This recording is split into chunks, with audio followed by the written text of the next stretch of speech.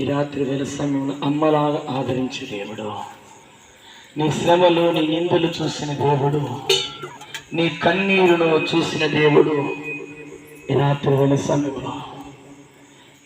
వేళ సమయంలో ఆయన సమర్థుడు, శక్తివంతుడు, బలవంతుడు, నేను లేవనెత్తగలిగిన దేవుడు, నిన్ను ఆశీర్వదించగలిగిన దేవుడు, నీ బలహీనతలన్నీ కూడా ఆయన భరించిన దేవుడు, నీ పాప శాపాన్నంతా ఆయన మోసుకుని వెళ్ళే దేవుని గొర్రెపిల్ల.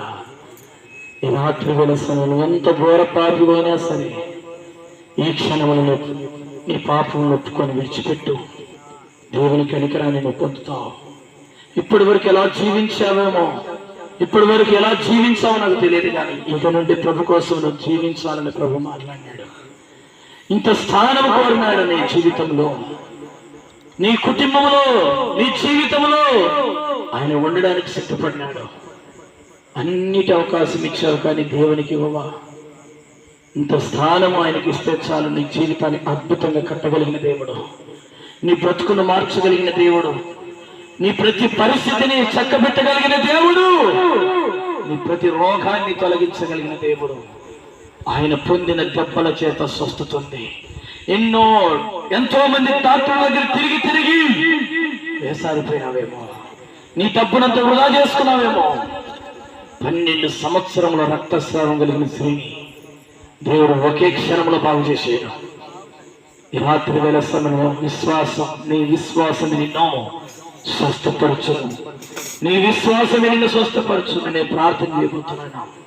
నువ్వు ఎటువంటి అనారోగ్య సమస్యతో ఇక్కడ వచ్చినావు నాకు తెలియదు, కానీ ఎటువంటి బాధతో నువ్వు వచ్చి ఇక్కడ కూర్చొని ప్రార్థనలో నాకు తెలియదు, కానీ నీ ప్రతి అనారోగ్య సమస్య నుండి ఆయన విడిపించగలిగిన దేవుడు, నీ ప్రతి బాధల నుండి విడిపించగలిగిన దేవుడు, ప్రతి దుఃఖము నుండి విడిపించగలిగిన దేవుడు.